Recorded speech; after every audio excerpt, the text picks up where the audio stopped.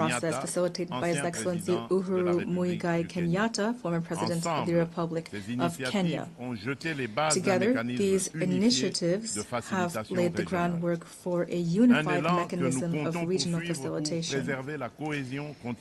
This momentum is something we hope to maintain to preserve continental cohesion, strengthen coordination between African initiatives, and establish a harmonized framework for action in order to restore lasting peace to the east of the DRC.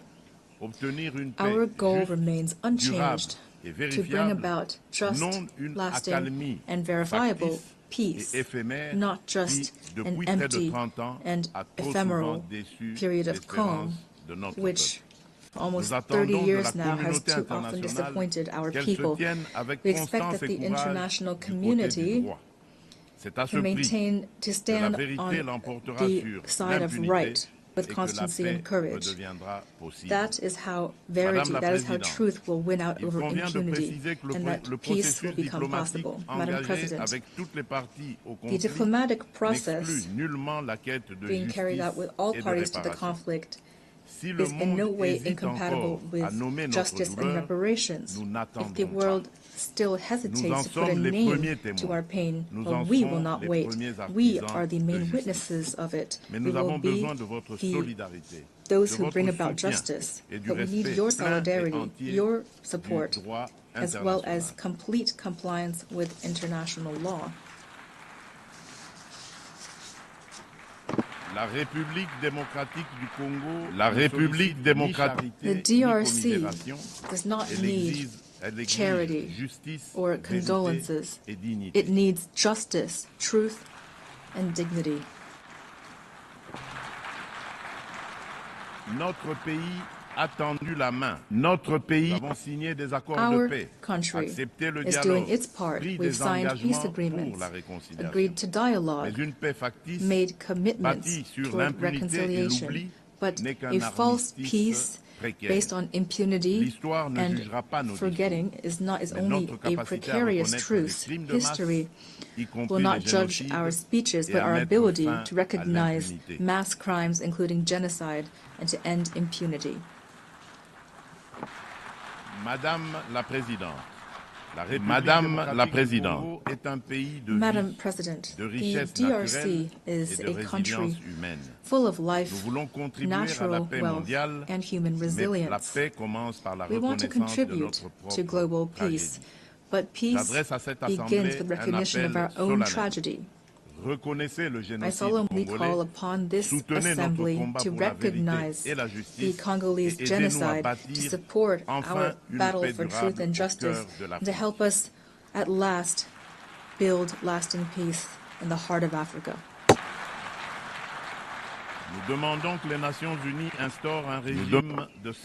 We call upon the UN to establish a regime of targeted sanctions against perpetrators of economic crimes as well as war crimes, crimes against humanity, and crimes of genocide that have been committed in the east of my country. We call upon the UN to support all actions that aim to curb illicit supply chains in minerals, which for decades now have been financing war and human tragedy.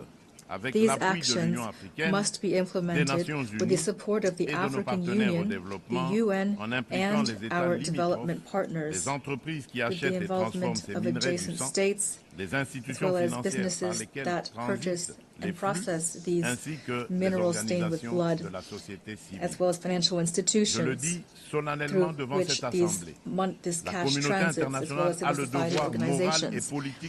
I state this solemnly.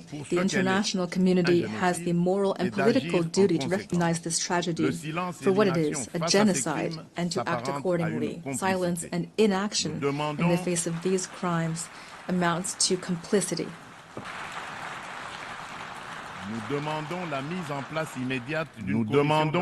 We call for the immediate establishment of an international commission of inquiry that is independent and sufficiently funded to establish truth, bring justice to victims, and break the cycle of impunity that has been fueling this tragedy for decades. Madam President, terrorism remains a serious threat to peace and international security. No region of the world has been spared. After Asia, Western Europe, and North America, this scourge has become rooted in Africa and is destabilizing several sub-regions. Al-Qaeda in the Islamic Maghreb, although eroded by international action, maintains some capacity in gray zones and is spreading its influence. Boko Haram in the north of Nigeria and Al-Shabaab in Somalia maintain significant territorial control. In Central Africa, after the devastation caused by the Lord's Resistance Army, or LRA, led by Joseph Kony, the northeast of the DRC is suffering under the Allied Democratic Forces, a Ugandan terrorist group that has sworn allegiance to the Islamic State. These extremist groups have left behind them in their wake a devastating toll of loss of human life and continue to threaten regional stability.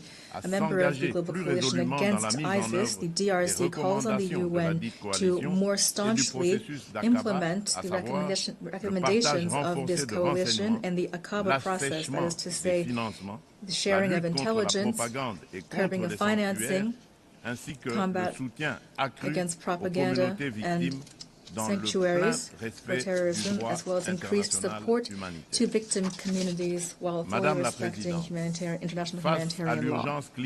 Madam President, as we face a climate crisis, the Paris Agreement remains a crucial legal framework for the accountability of states when it comes to emissions and adaptation, to limit warming to 1.5 degrees Celsius. Thus,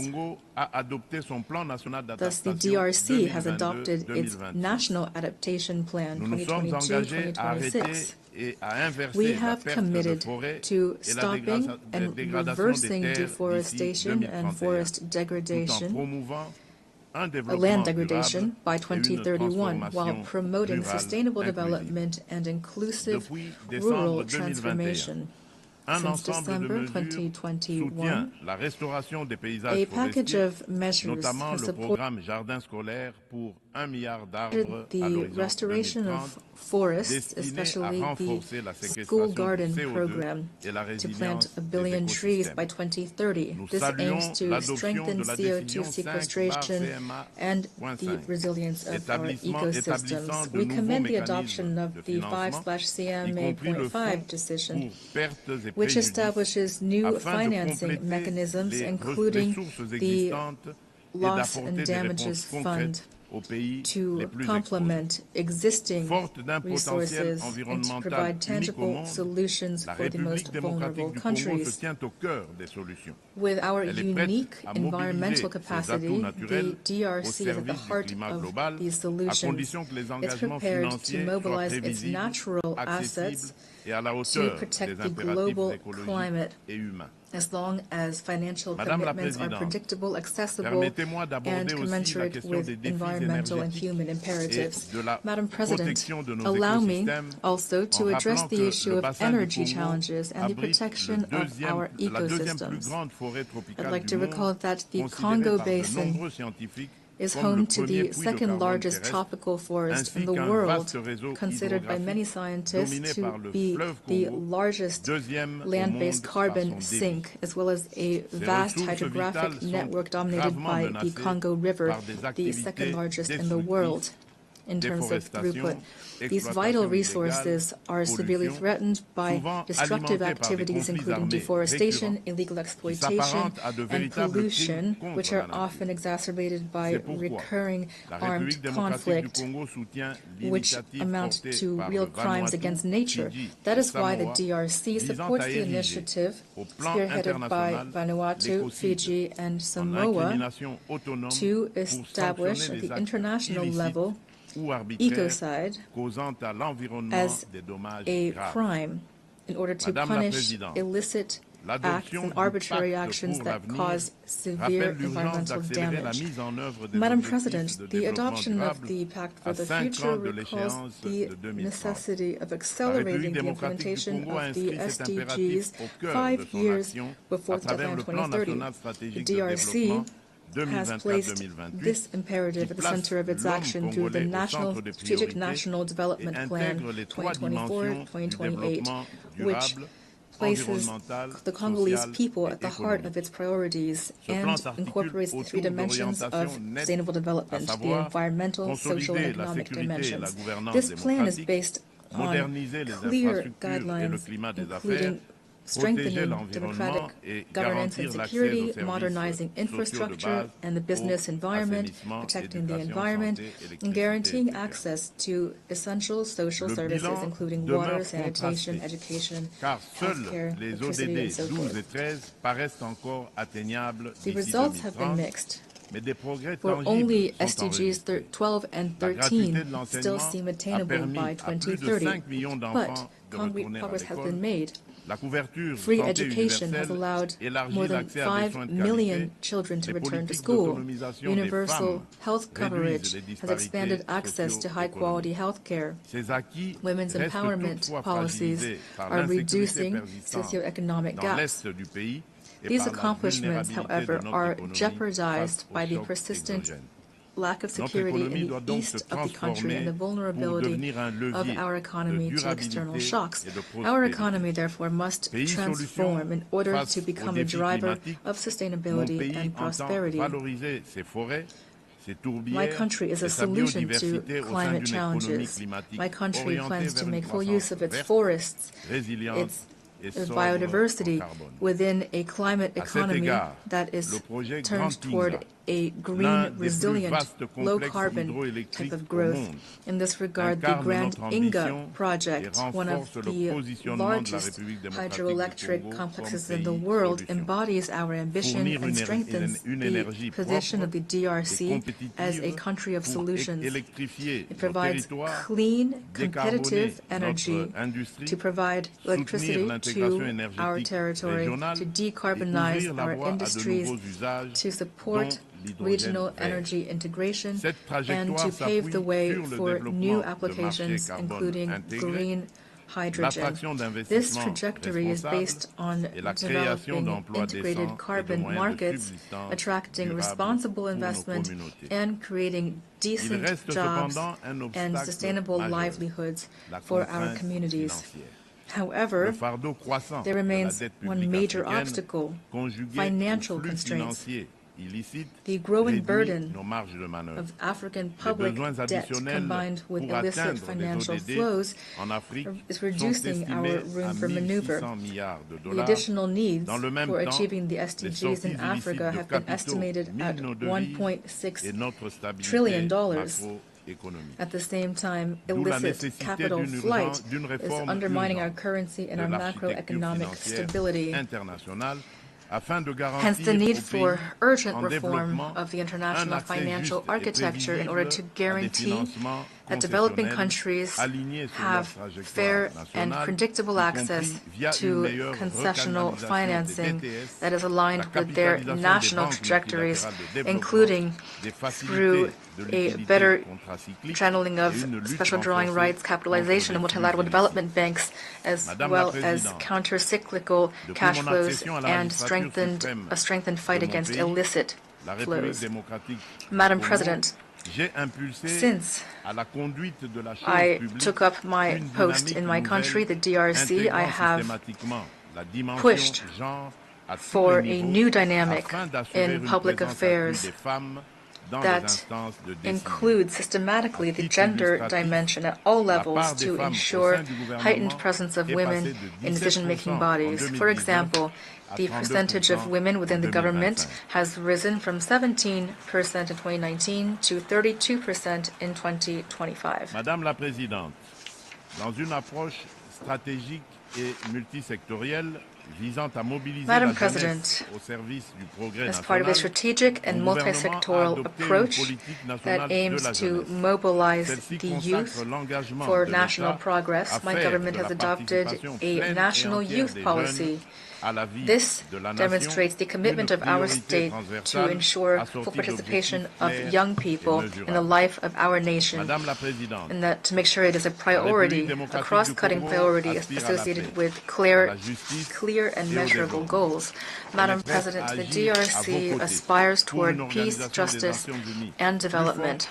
It is ready to take action alongside all of you for a UN that is stronger, more inclusive, and more just.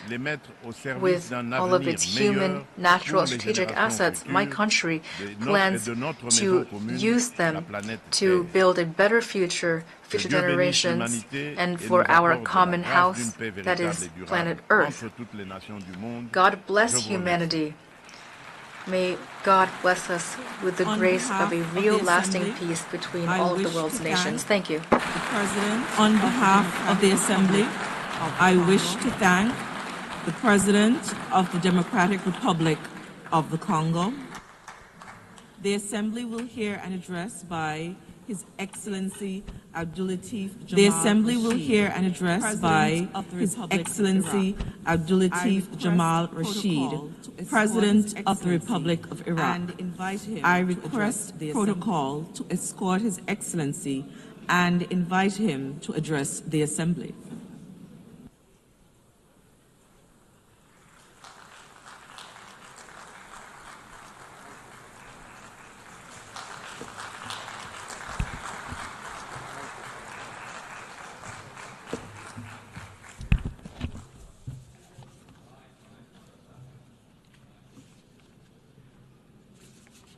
بسم الله الرحمن الرحيم.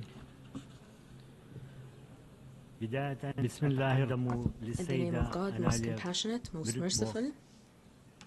بخالص التهنئة للرئاسة. Allow me to begin by congratulating Her Excellency Annalena Baerbock on assuming the presidency of the 80th session of the General Assembly. I extend my appreciation to His Excellency Philemon Yang for his commendable efforts at the helm of the previous session. Your Excellency, Madam President, Your Excellency, Secretary General of the United Nations, Excellencies, Heads of States and Governments, ladies and gentlemen, peace be upon you. I have the honor to stand here today before you to address you on behalf of Iraq, which boasts a long-standing history that you are all aware of, a history rife with challenges that we've faced and managed to prevail over, a history rich with hope, aspirations and opportunities that our people is seeking to leverage in cooperation with our friends and thanks to the support of international organizations, namely the United Nations. On behalf of the government and people of Iraq, I wish to thank the United Nations for its role in support and defense of the democratic system in our country. This was done through the representatives of the Secretary General, from the late Sergio de Mello to His Excellency Mohammed Al-Hassan, who will be our partner in the drawdown of UNAMI in Iraq as it completes its work, and as we await the completion of the work of the UNITAD. Pursuant to Security Council Resolution 2732 and 2697. This is a testament to the stability of the security situation in Iraq and the entrenchment of our democratic political system. I stand here before you today while Iraq has regained its rightful place in the international community and in relations with its neighboring countries. I address you while my country chairs the session of the current session of the Arab League and the 77 and China. We are also playing an effective role in international and regional organizations such as the Organization of Petroleum Exporting Countries, the Organization of Islamic Cooperation, and the Non-Aligned Movement.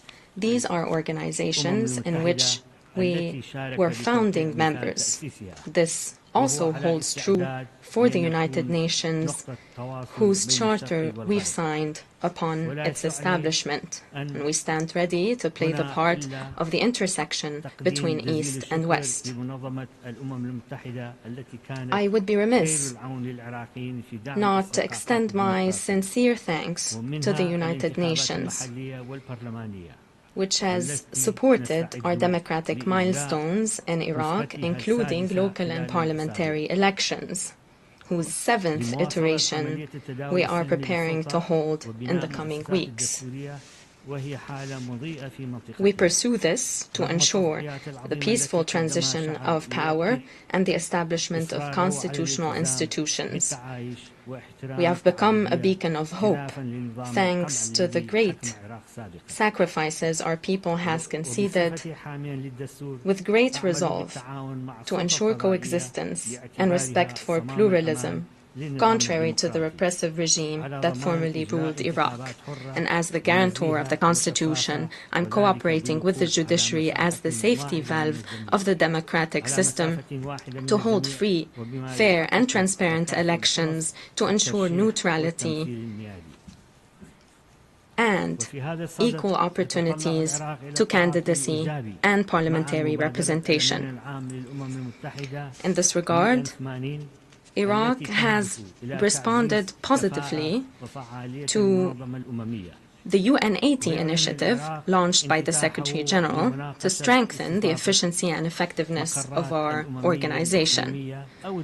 And Iraq stands ready to discuss the potential hosting of United Nations regional and international headquarters in Iraq, based on the cost efficiency plan established and in accordance with the United Nations right for usufruct or in exchange for symbolic rental payments.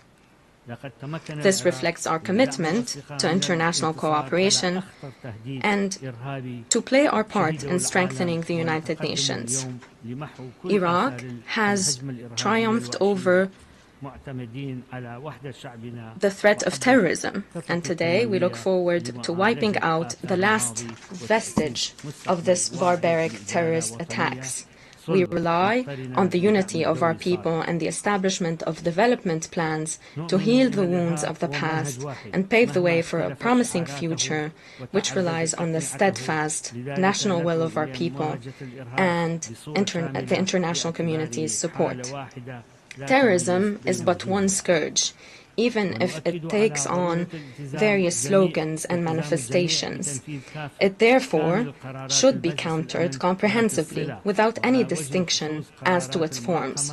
We reiterate the need for the international community to implement all relevant Security Council resolutions, namely Resolution 2178, 2396, 2462 and 2331. We underline the need to hold accountable those who support terrorism through funds, weapons, safe havens, or media outlets, and those who allow the transfer of terrorists. We pursue our efforts for the return of displaced persons to their homes following the liberation of our territories from the scourge of terrorism. This requires international support and concerted effort in various arenas to ensure the reconstruction of liberated areas, to provide housing to displaced persons and services to them. And the most important is to ensure, or to reassure all components of our community, those who have suffered genocide, enslavement, and displacement, such as the Yazidis, the Christians, and many more, that this will no longer be repeated, and that perpetrators will be held to account through international cooperation and once justice is served, and this will protect our diversity in Iraq, so as to ensure that our citizens remain in our country on the land of their fathers and forefathers. We've kickstarted the dismantlement of camps inhabited by families of terrorist operatives to ensure their repatriation their integration and their rehabilitation. This requires international cooperation, since this file constitutes a threat to the security and stability of the region. Today in Iraq, we are pursuing sustainable socio-economic development by strengthening investments in our capacities, and so as to pave the way for a reduction of reliance on oil and the promotion of the diversification of our economy through the strengthening of agriculture, the industry, and renewable energy. We have been providing important investment opportunities in water, electricity, and infrastructure, and we call upon the international community to strike fruitful partnerships with our country. We call upon the international community to support us in recovering stolen funds. These funds will promote development, will ensure the prevention of money laundering and the circulation of funds at the hands of outlawed groups. We've held the first census in many decades, and it has revealed a population of 46 million, with an annual growth of 1 million. This is both an opportunity and a challenge. The number of young men and women entering the labor force is increasing. At the same time, demand on services and job opportunities is also on the rise. Therefore, we are currently establishing plans that allow us to leverage the advantages of our demographic situation while addressing relevant challenges. Iraq is amongst the countries most vulnerable to climate change. Desertification is eating away at our green pastures. Water scarcity is now an existential threat. It is coupled with rising dust storms, and this is the current situation of the global environment. Iraq is seeking to tackle this challenge through the development of renewable energy, the improvement of water management, and the reduction of carbon emissions, as well as an increase in green spaces. We call upon the international community to support our efforts by providing technical and financial assistance. Iraq reiterates the importance of committing to the principle of common but differentiated responsibility in addressing climate change, namely the crisis of the reduction of water resources in transboundary rivers. This is a daunting challenge for Iraq. Our country has always sought cooperation and understanding with the Islamic Republic of Iran and the Republic of Turkey to ensure the sharing and management of the basins of the Tigris and Euphrates rivers. We acknowledge the adverse impact of climate change and demographic growth on the availability of water. However, at the same time, we call upon the upstream states, Turkey and Iran, to ensure or to avoid harming Iraq, a country that is traversed by the two rivers from its north to its south. This is a lifeline for the stability of its people and for our economy. It is also the source of our great civilizations. Reduced water resources will bring about damage to our environment, to our human capital, and to our economy. It also adversely impacts the diversity of our culture and people, especially in the deltas of the rivers to the south of Iraq. We call upon international cooperation and comprehensive approaches underpinned by international law and humanitarian partnership, as well as a comprehensive view to what stability consists of in the region and the world, to reach permanent agreements between Iran, Turkey, Syria, and Iraq to ensure the management of water resources, to prevent damage to anyone, and to ensure mutual sharing of the rivers of Tigris and the Euphrates. Excellencies, ladies and gentlemen, the Palestinian civilians are beset by killing, starvation, displacement, and the destruction of infrastructure and state institutions. This is inhumane. It is a disgrace for humanity.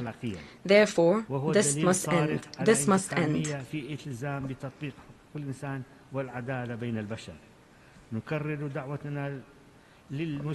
This is also a testament to the selectiveness in the promotion of human rights and justice amongst human beings. We reiterate our call for the international community to take urgent measures to ensure a just and comprehensive settlement to the Palestinian cause through the implementation of United Nations resolutions.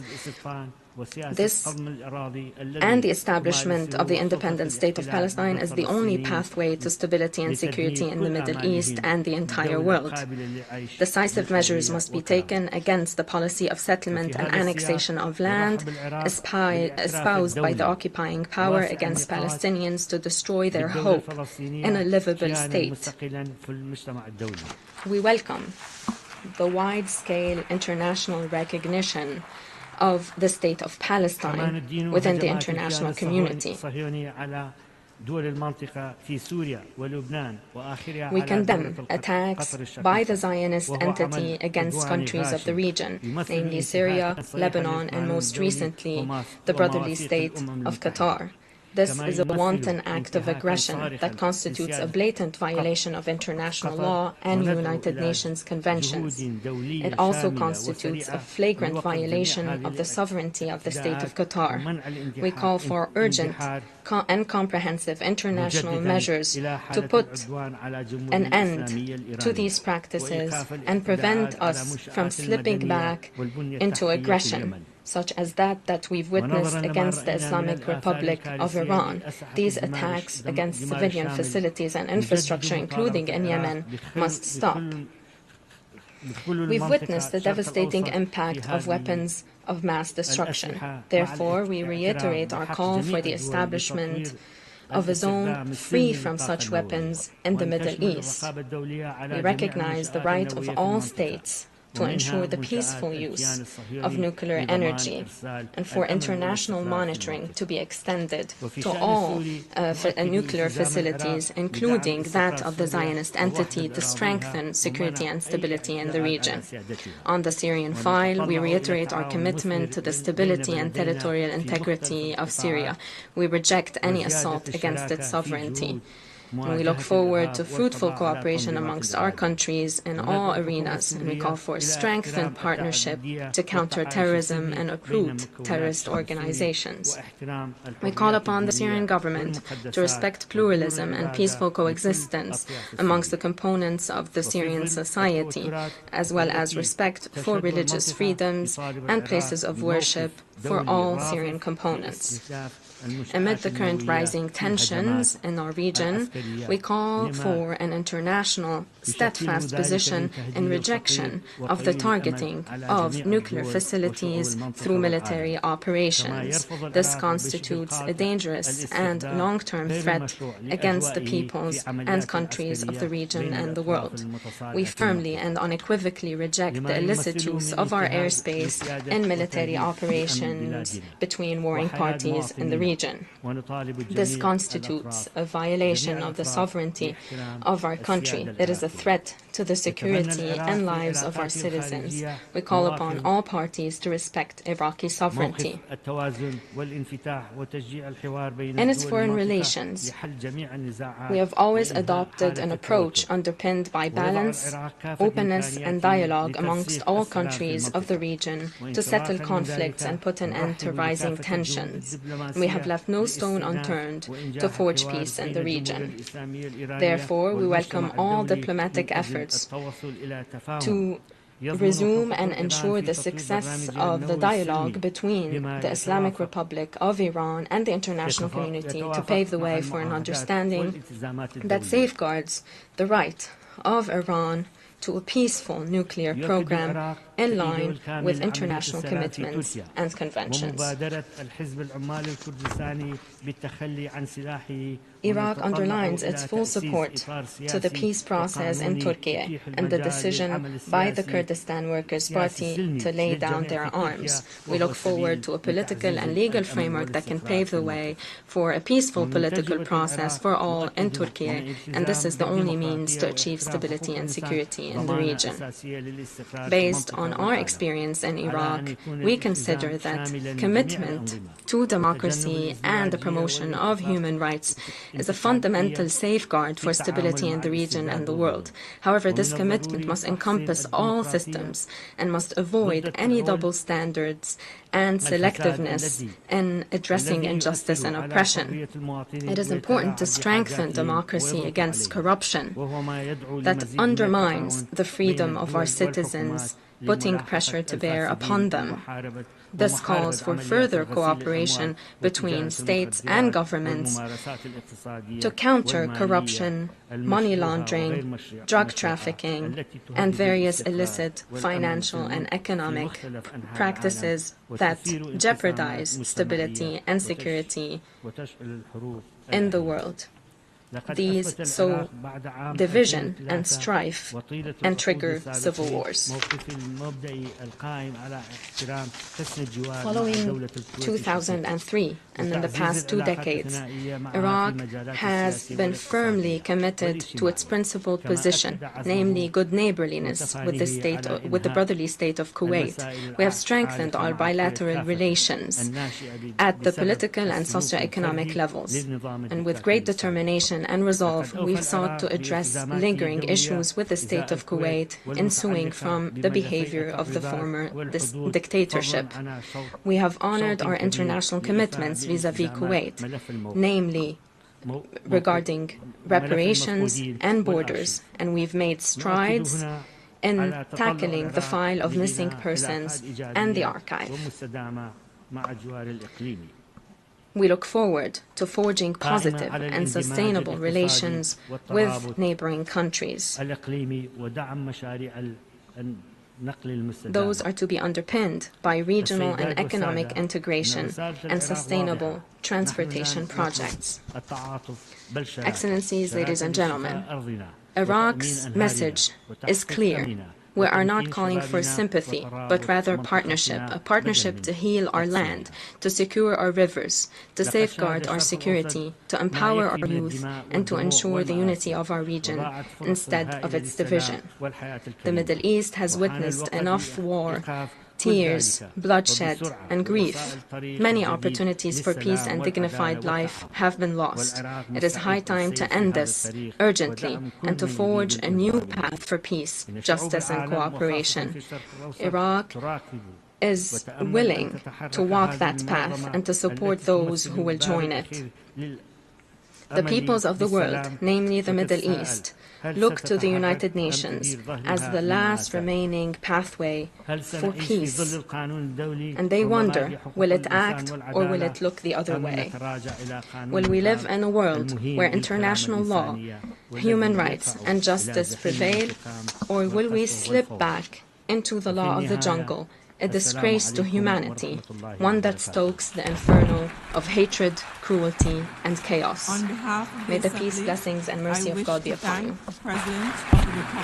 On behalf of the Assembly, I wish to thank the President of the Republic of Iraq. The Assembly will hear an address by His Excellency David Ranibok Adiyang, President and Head of State of the Republic of Nauru. I request protocol to escort His Excellency and invite him to address the Assembly.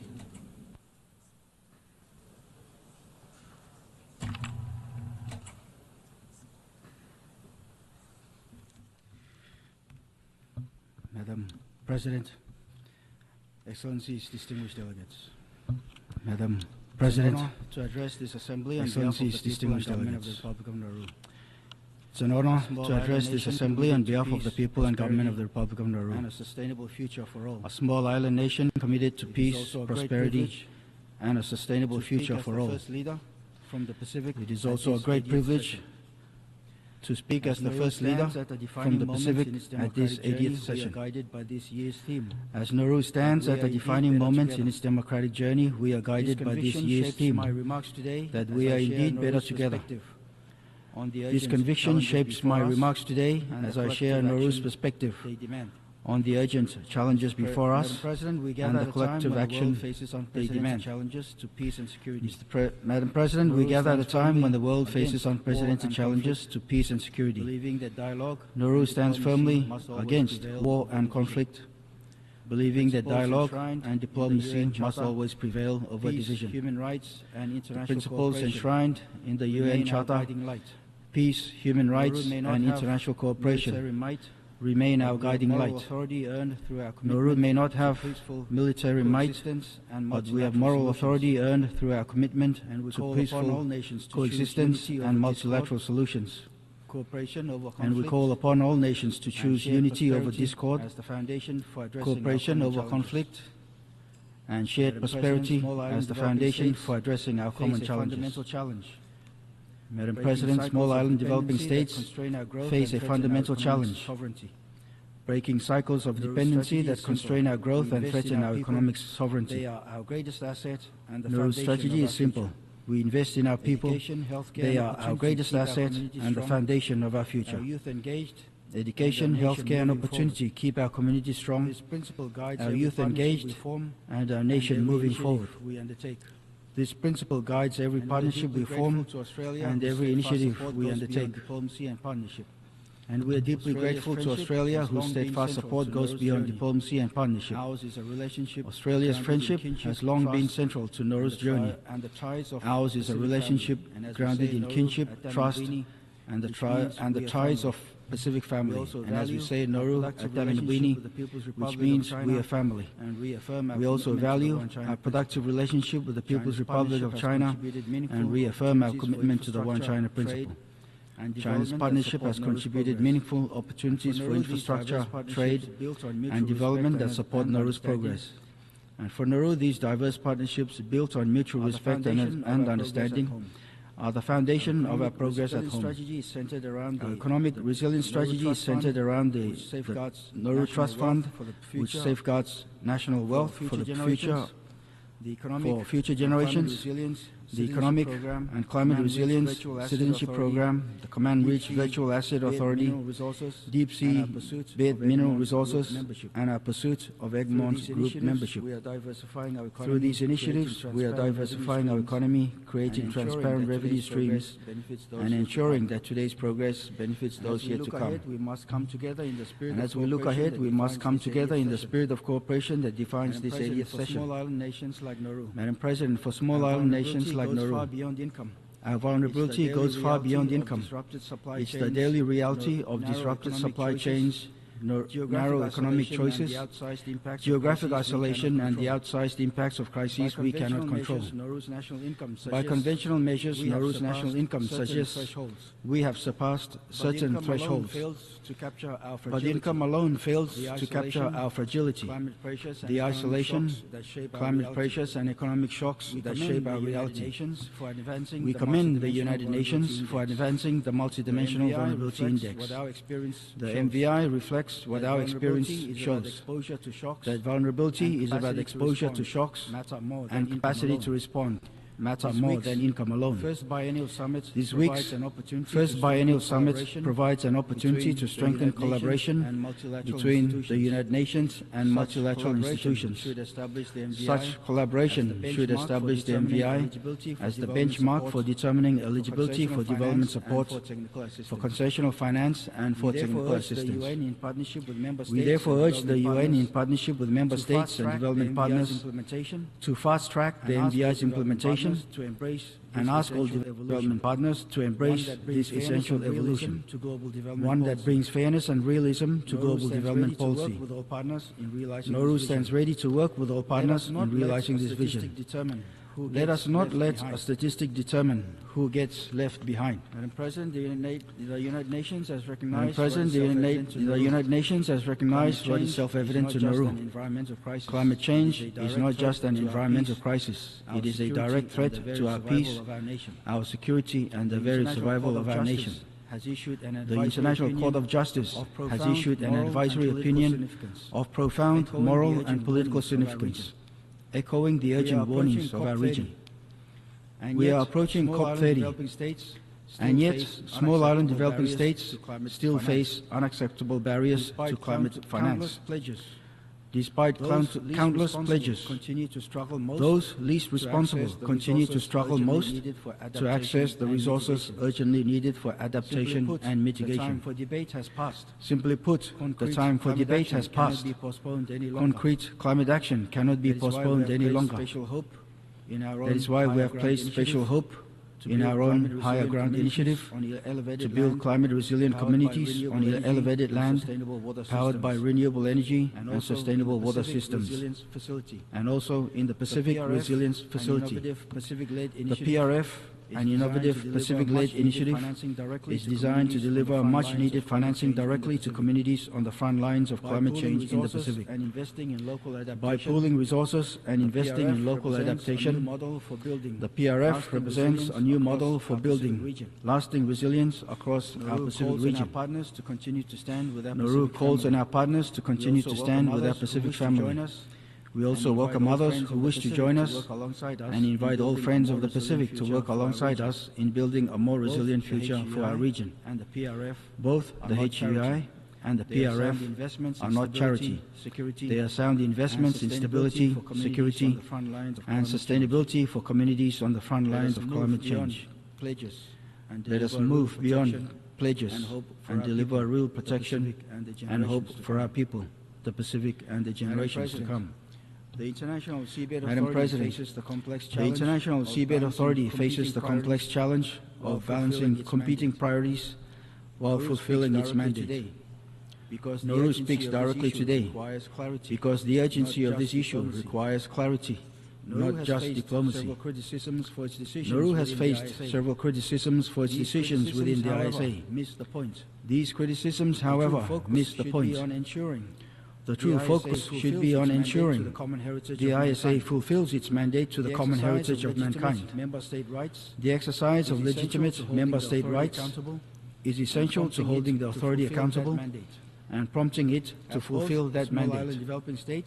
As both a small island developing state and a sponsoring state for deep seabed mineral exploration, Nauru has invested significantly through our sponsored entity to access minerals essential to powering the world's transition away from fossil fuels and advancing the common heritage of mankind. We have consistently advocated for robust regulations that balance responsible mineral recovery with effective environmental protection. When Nauru invoked the two-year rule, we did so in good faith, expecting the multilateral system to fulfill its treaty obligations in the same spirit. And yet, negotiations remain polarized, and the timely adoption of the regulations appears increasingly elusive. The choice before us is clear. Either we source these critical minerals responsibly through strong regulatory frameworks, or we continue to give in to delay. While we remain committed to advancing the multilateral framework, Nauru welcomes all nations' growing recognition of seabed minerals' importance. And this includes President Trump's recent decision through the 2025 Executive Order to advance seabed mineral exploration and development.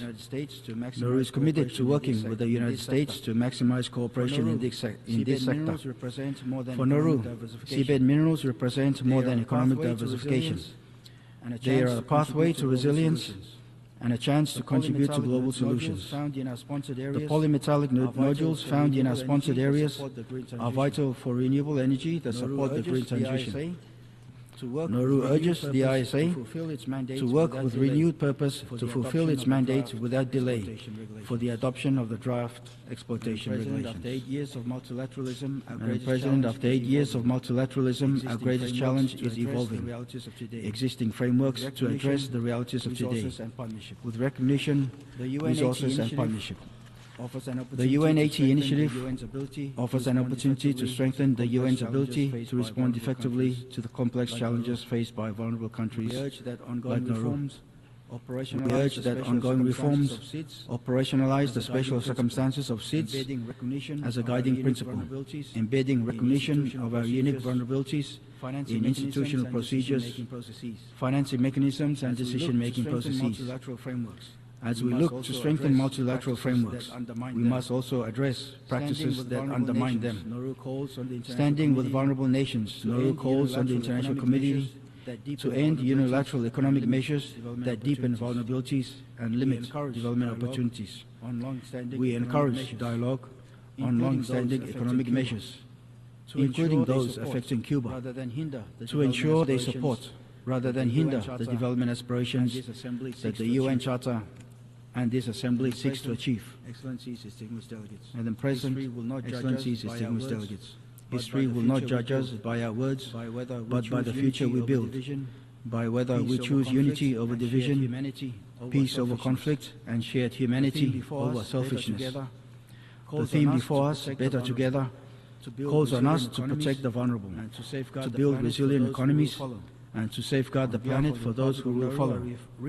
On behalf of the Republic of Nauru, I reaffirm our unwavering commitment to the United Nations and the vision of a just, peaceful, and sustainable world.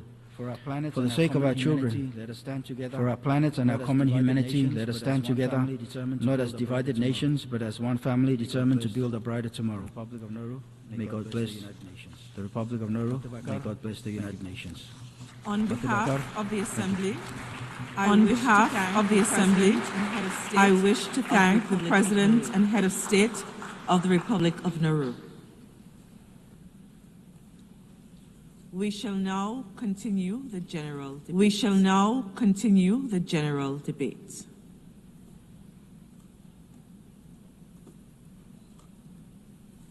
The Assembly will hear an address by His Excellency Ishiba Shiguru, Prime Minister of Japan. I request protocol to escort His Excellency and invite him to address the Assembly.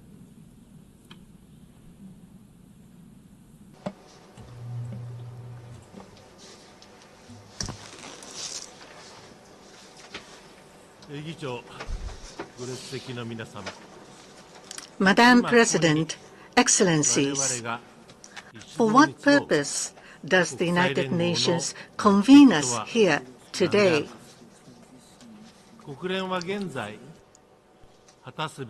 Is the United Nations currently fulfilling the role that is expected of it? 80 years ago, the United Nations was established to serve as the core of a new international order based on collective security. The First World War was the first total war in history. The League of Nations was established to prevent its recurrence.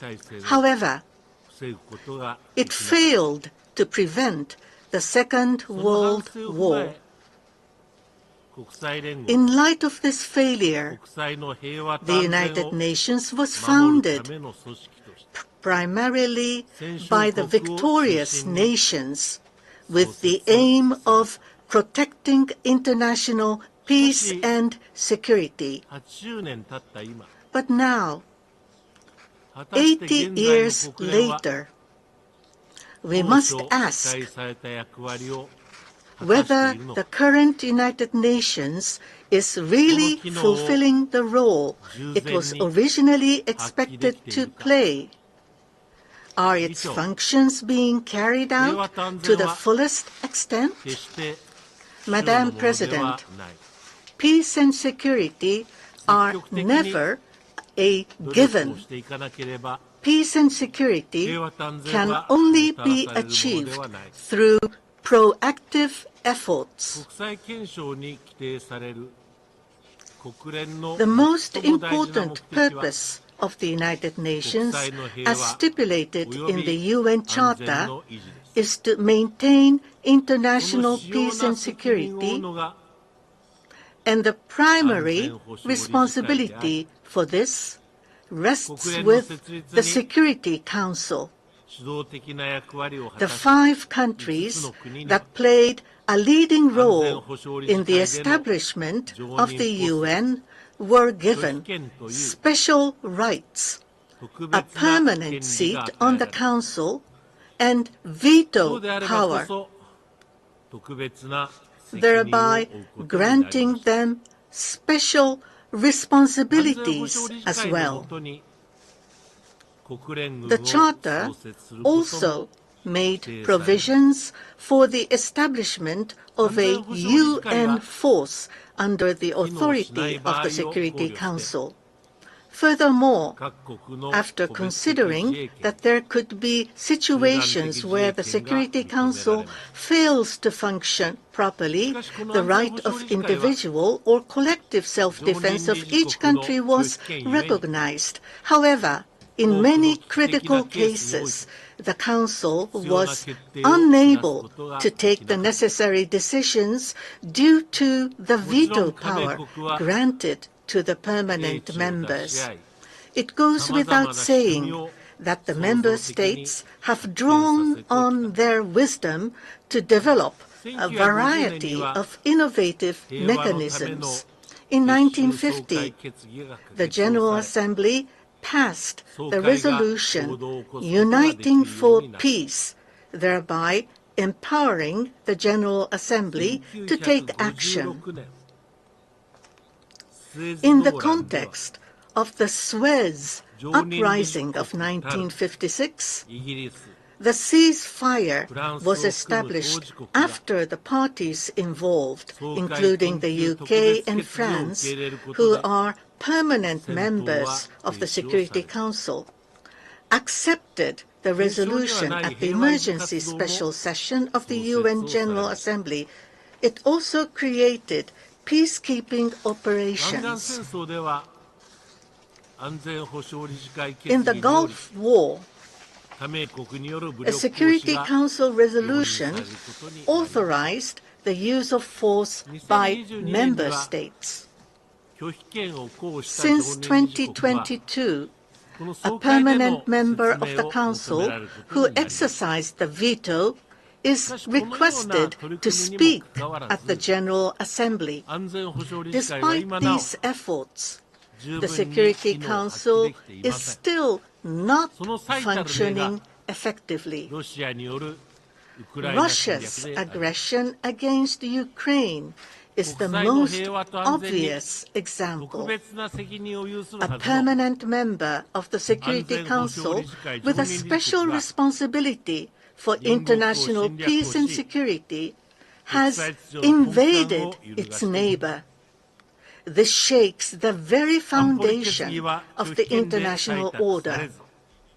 Security Council resolutions are vetoed and not adopted, and General Assembly resolutions calling on Russia to withdraw immediately are adopted but not implemented.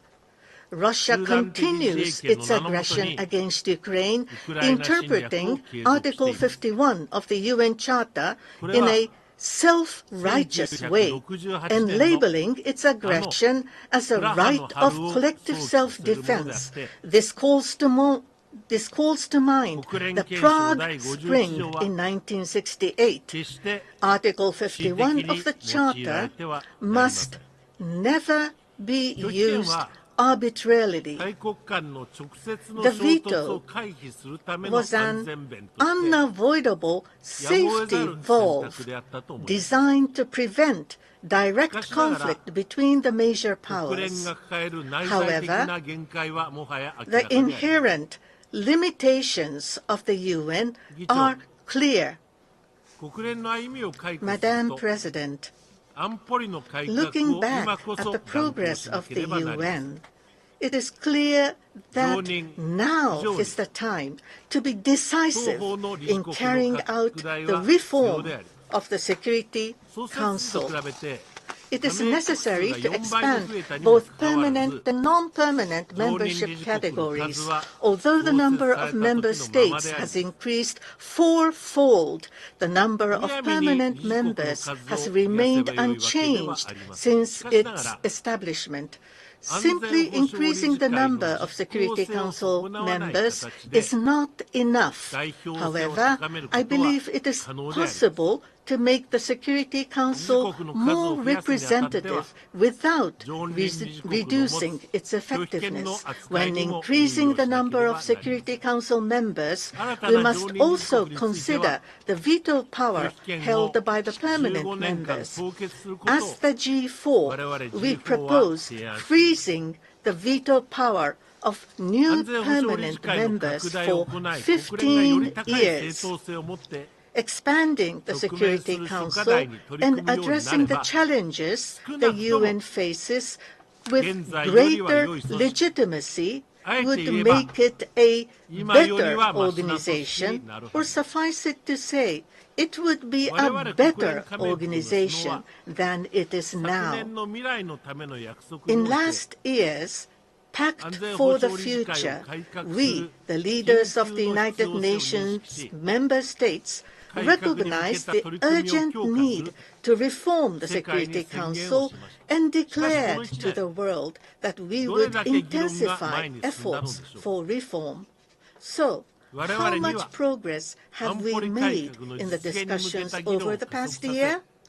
We have a responsibility to accelerate discussions and reach a conclusion on Security Council reform as soon as possible. Member states cannot afford to drag each other down over how to expand the membership of the Security Council. We must be acutely aware that innocent lives are being lost even at this very moment as I am delivering my speech. We must rebuild responsible global governance. We must decisively implement Security Council reform. Japan strongly urges the international community to take action. Madam President, there was a time when the end of the Cold War brought hope that peace would be realized worldwide. However, this hope was short-lived. Ethnic conflicts flared up, as exemplified during the dissolution of the former Yugoslavia. There were terrorist attacks in New York City when the United Nations was founded in 1948. Today's situation was unimaginable. A non-state actor possessing the same destructive power as a state. Territory, ethnicity, religion, and economic disparities, these sources of conflict are not going to disappear. In fact, they are becoming increasingly acute in an international society that is becoming more and more multipolar. What role should the United Nations play in this challenging environment? Madam President, the situation surrounding Palestine has reached an extremely serious and alarming juncture that threatens to undermine the very foundation of a two-state solution which the international community has long sought and which Japan has consistently supported. The recent expansion of the Israeli ground operations in Gaza City will further aggravate the already dire humanitarian crisis in Gaza, including famine. Japan condemns these actions, which are entirely unacceptable in the strongest possible terms. We call for their immediate cessation. I feel strongly indignant by the statements made by senior Israeli government officials that appear to categorically reject the very notion of Palestinian state building. We must never overlook the unimaginable hardships the people of Gaza are facing. Japan has consistently supported the lives and dignity of the people of Gaza through humanitarian assistance, including the medical treatment of the wounded in Japan. We will continue to make every possible effort. There was indeed a time when Jews and Arabs lived together in peace for centuries. The terror inflicted by Hamas and the devastation in Gaza we are witnessing today have left many feeling deeply saddened. Since the Oslo Accords, the international community has made significant progress toward achieving coexistence of the two states, and these efforts must not be allowed to collapse. For our country, the question is not whether to recognize a Palestinian state, but when. The continued unilateral actions by the government of Israel can never be accepted. I must state clearly that if further actions are taken that obstruct the realization of a two-state solution, Japan will be compelled to take new measures in response. What matters the most is that Palestine can exist in a sustainable manner, living side by side in peace with Israel.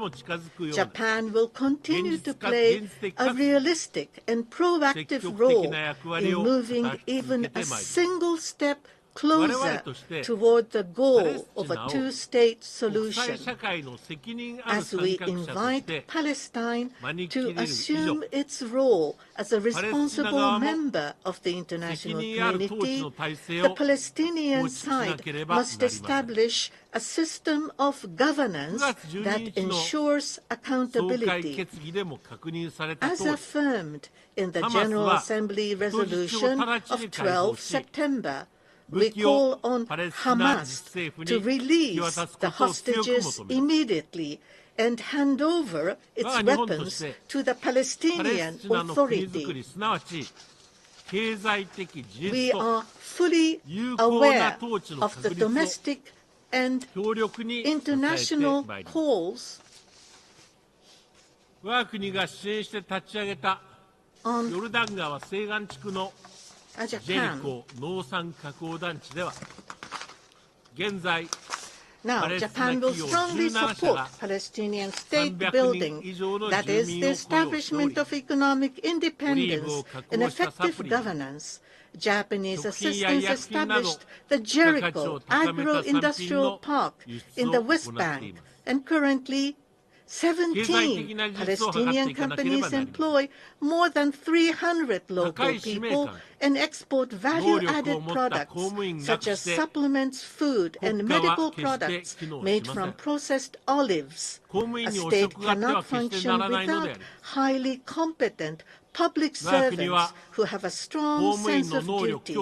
To date, Japan has provided training to more than 7,000 Palestinians with the aim of strengthening the capability of public officials over the last 27 years. We will continue to actively support the development of human resources in Palestine to shun any corruption. In promoting these efforts, we will collaborate with our colleagues in Southeast Asia, including Muslim countries such as Indonesia and Malaysia.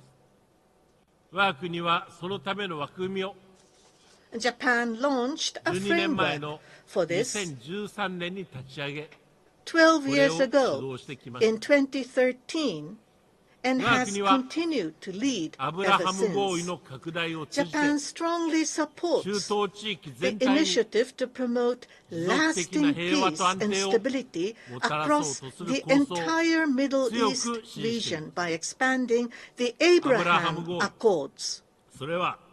These accords bear the name of the common spiritual ancestor of Jews, Christians, and Muslims.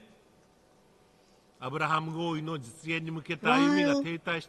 it is extremely disappointing that progress towards the implementation of the agreement has stalled over the past 2 years, we strongly believe that their value will never be diminished. Madam President, a permanent member of the Security Council is openly making nuclear threats. I am deeply concerned that the threshold for the use of nuclear weapons may be lowered, which would introduce new uncertainties to the effectiveness of nuclear deterrence. We must address the issue of nuclear weapons head-on, squarely.